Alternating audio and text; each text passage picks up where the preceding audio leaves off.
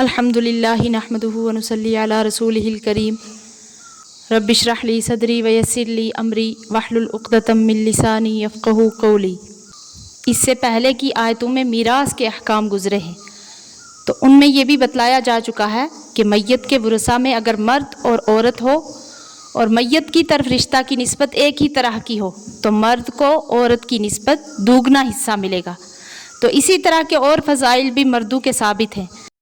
حضرت ام سلمہ رضی اللہ عنہا نے اس پر ایک دفعہ حضور اکرم صلی اللہ علیہ وسلم سے عرض کیا کہ ہم کو آدھی میراث ملتی ہے، اور بھی فلاں فرق ہم میں اور مردوں میں ہے۔ مقصد اعتراض کرنا نہیں تھا، بلکہ ان کی تمنا تھی کہ اگر ہم لوگ بھی مرد ہوتے تو مردوں کے فضائل ہمیں بھی حاصل ہو جاتے۔ تو اسی طریقے سے بعض عورتوں نے یہ تمنا کی کہ کاش ہم مرد ہوتے تو مردوں کی طرح جہاد میں حصہ لیتے اور جہاد کی فضیلت ہمیں بھی حاصل ہو جاتی۔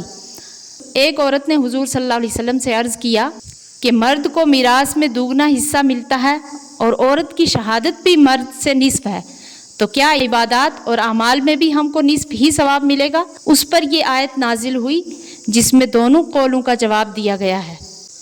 اعوذ باللہ من الشیطان الرجیم، بسم اللہ الرحمن الرحیم، وَلَا تَتَمَنَّوْا مَا فَضَّلَ اللَّهُ بِهِ بَعْضَكُمْ عَلَى بَعْضٍ، اور ہوس مت کرو جس چیز میں بڑائی دی اللہ نے ایک کو ایک پر۔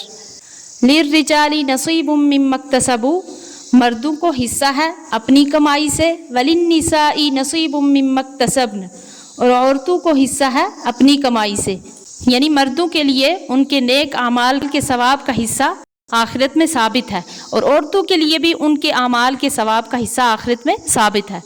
اس میں کسی کو مخصوص نہیں کیا گیا ہے۔ اگر آپ کو دوسروں سے آگے بڑھنے کا شوق ہے تو اعمال میں کوشش کر کے دوسروں سے زیادہ ثواب حاصل کر سکتے ہو۔ اور اس آیت کا مطلب یہ بھی ہے کہ اللہ تعالیٰ نے اپنی مصلحت اور حکمت سے جو کمالات و فضائل لوگوں میں تقسیم فرمائے ہیں، کسی کو کوئی وصف دے دیا، کسی کو کم، کسی کو زیادہ، اس میں ہر شخص کو اپنی قسمت پر راضی اور خوش رہنا چاہیے۔ دوسروں کے فضائل و کمالات کی تمنا میں نہ پڑنا چاہیے کہ اس کا نتیجہ اپنے لیے رنج و غم اور حسد کے گناہ عظیم کے سوا کچھ نہیں ہوتا۔ جس کو اللہ تعالیٰ نے مرد بنا دیا وہ اس پر شکر ادا کرے، جس کو عورت بنا دیا وہ اسی پر راضی رہے۔ جس کو اللہ تعالیٰ نے خوبصورت پیدا کیا ہے وہ اس پر شکر گزار ہو کہ اس کو ایک نعمت ملی، اور جو بدصورت ہے وہ بھی رنجیدہ نہ ہو اور سمجھے کہ میرے لیے اسی میں کوئی خیر مقدر ہوگی۔ اگر مجھے حسن و جمال ملتا تو شاید کسی فتنہ اور خرابی میں مبتلا ہو جاتا۔ اور بعض آیات قرآنی اور ارشادات نبی صلی اللہ علیہ وسلم میں نیک کاموں میں ایک دوسرے سے آگے بڑھنے کی کوشش کا حکم دیا ہے۔ اس کے بعد ارشاد ہے وَاسْأَلُوا اللَّهَ مِن فَضْلِهِ، اور مانگو اللہ سے اس کا فضل۔ ان اللہ کان بکل شیء علیما، بے شک اللہ کو ہر چیز معلوم ہے۔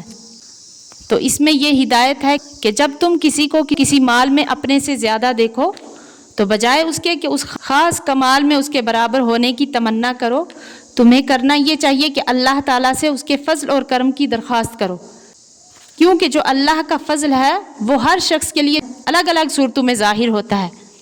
کسی کے لیے مال و دولت بہتر ہوتا ہے تو اگر وہ فقیر ہو جائے تو گناہ اور کفر میں مبتلا ہو جاتا ہے، اور کسی کے لیے تنگی اور تنگ دستی ہی میں فضل ہوتا ہے، اگر وہ مالدار ہو جائے تو ہزاروں گناہوں کا شکار ہو جائے۔ تو اسی طرح کسی کو عزت ملنے کی صورت میں اللہ تعالیٰ کا فضل ہوتا ہے، تو کسی کے لیے گمنامی ہی میں اس کے فضل کا ظہور ہوتا ہے۔ اس لیے اس آیت نے یہ ہدایت دی کہ جب اللہ سے کوئی چیز مانگو تو کسی خاص وصف معین کو مانگنے کے بجائے اللہ تعالیٰ کا فضل مانگو، تاکہ وہ اپنی حکمت کے مطابق تم پر اپنے فضل کا دروازہ کھول دے۔ اسی لیے آخری جملے میں ارشاد فرمایا ان اللہ کان بکل شیء علیما، یعنی اللہ تعالیٰ ہر چیز کو جاننے والا ہے۔ تو اس میں اشارہ فرما دیا کہ حق تعالیٰ کی تقسیم عین حکمت اور عین عدل و انصاف ہے۔ جس کو جس حال میں پیدا کیا اور رکھا ہے اس کے لیے اسی میں حکمت تھی، مگر چونکہ انسان کو اپنے اعمال کے انجام کا پورا پتہ نہیں ہوتا، اس کو اللہ تعالیٰ ہی خوب جانتے ہیں کہ کس کو کس حال میں رکھنا اس کے لیے زیادہ فائدہ مند ہے۔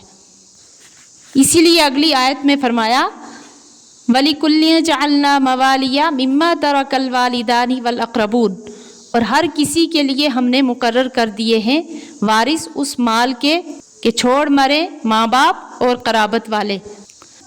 اور شروع میں جو آیت پڑھی گئی تھی وَلَا تَتَمَنَّوْا مَا فَضَّلَ اللَّهُ بِهِ بَعْضَكُمْ عَلَى بَعْضٍ، تو اس آیت کے شان نزول میں بیان کیا جا چکا ہے کہ جب میراث میں مردوں کا دوہرا حصہ مقرر ہوا تو بعض عورتوں نے یہ تمنا کی کہ ہم مرد ہوتے تو ہمیں بھی دوہرا حصہ ملتا، تو اس کے مناسب دوسری آیت نے میراث کے قانون کو دوبارہ اس انداز سے بیان کیا کہ اس میں جو کچھ حصے مقرر کیے گئے ہیں وہ عین حکمت اور انصاف کے مطابق ہے۔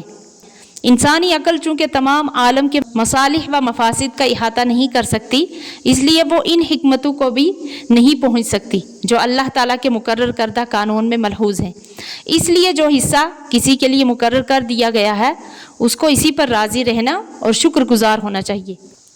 اس کے بعد ارشاد فرمایا والذین عقدت ایمانکم فآتوہم نصیبہم، اور جن سے معاہدہ ہوا تمہارا ان کو دے دو ان کا حصہ۔ ان اللہ کان علی کل شیء شہیدا، بے شک اللہ ہر چیز پر گواہ ہے۔